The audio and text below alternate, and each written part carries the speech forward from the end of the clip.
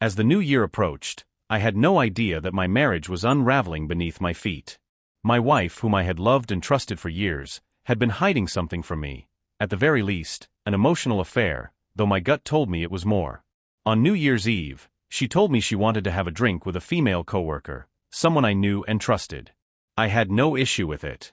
The only condition I had was that she be home in time to celebrate the ball drop with our kids, who were staying up for the occasion. She agreed. But when she got off work at 11:30 p.m., she barely had time to make it home before midnight. When she did arrive, she was distant, cold even, and as the clock struck 12, she broke down in tears. Confused, I asked what was wrong. She claimed she had been invited to a small gathering with a few married female friends and wasn't sure whether to go. I reassured her that it was fine, she deserved a night out. I put the kids to bed, and she left. Hours passed. At around 3 a.m., something gnawed at me. I called her, no answer. I waited, tried again, still nothing.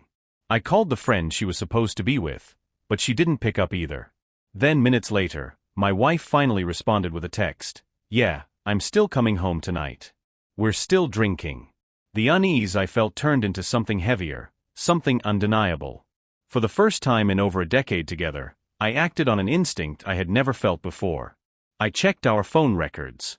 There, in plain sight, was a number I didn't recognize. Not only had she been in contact with this number all night, texting between my calls, but I saw that this same number had appeared every day for the past 3 months. My heart sank. I had been oblivious to the fact that, right beside me, as we watched movies as a family, she had been texting another man. I confronted her over text with the proof. Within minutes, she sped home, storming into the house, but instead of explaining, she deleted everything, her entire message history, backups, any trace of their conversations. When I demanded an explanation, she first denied everything, then admitted they had flirted but claimed they never met outside of work. I challenged her, if you have nothing to hide, restore the messages. She refused. That night, I told her I wanted a divorce. That's when everything shifted. She became violent, yelling, accusing me, trying to deflect blame onto me, the man who had worked 18-hour days to support our family, who had sacrificed years of sleep, personal time, and energy to provide for our children. She demanded that I leave, even though I paid the rent and our kids were asleep in the next room.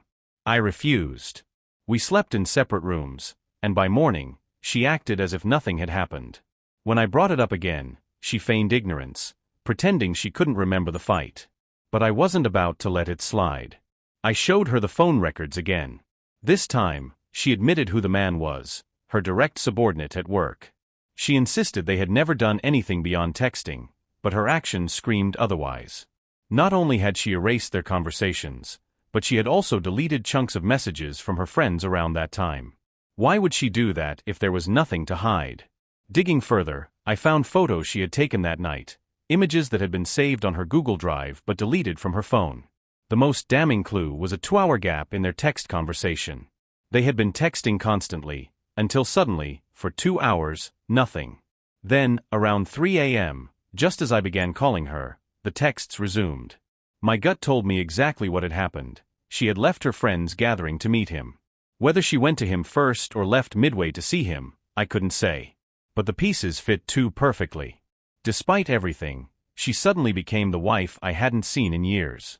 She showered me with attention, initiated intimacy at a level she never had before, and stopped all contact with the man. She went out of her way to prove she wasn't hiding anything anymore, even downloading her Snapchat data to show me she wasn't messaging anyone. But it was too late. I couldn't unsee what I had already seen. The betrayal, the deception, the lies. I could never trust her again. Months passed, and though I was sure she had cut him out, the unanswered questions haunted me. My parents urged me to forgive, to move on, to not dwell. My brothers, on the other hand, told me to get out. My family had always pushed the idea that divorce was never an option, no matter what. I had watched them pressure my cousin to stay with an abusive, drug-addicted husband because no one in our family has ever gotten divorced. I knew if I went through with this, I would be disowned by most of them, except for my brothers, who stood by me. When I finally confronted her again, she snapped. I thought we had left this in the past. You never trusted me, did you? I told her trust wasn't given blindly, it was earned, and she had shattered it. That's when she finally said it. If you don't trust me, maybe we ought to call it quits. The irony wasn't lost on me. After years of breaking my back to provide for our family, she had thrown it all away for a moment of selfishness. On New Year's Eve, she had chosen to party while our daughter called, wondering where her mother was. And instead of being with us, she had been whispering to another man. The decision was made. In my state, legal separation must last a year before divorce is finalized. When I told her I had spoken to a lawyer, she panicked. She begged me to reconsider. But I stood firm. Next Friday, I would be taking her to her parents' house, and for now, the kids would stay with me with the help of my brother. As a last resort, I gave her an ultimatum: restore the texts, pull the data, prove me wrong. She lowered her eyes and refused. That's a violation of my privacy. And with that, I had my answer. Since then, she has trickled the truth, piece by piece. First, it was just texting. Then, it was a coworker. Then, it was someone she supervised. And finally, just today, she admitted she may have told him she loved him but instantly regretted it. It's over. I know the truth, even if she will never say it. For now, I push forward for my kids. I keep on keeping on. This story is a deep reflection of emotional turmoil and the complex decisions that shape our lives. A lot had changed over time. Against my family's wishes, I filed for divorce, a whole different story that has already been discussed in detail.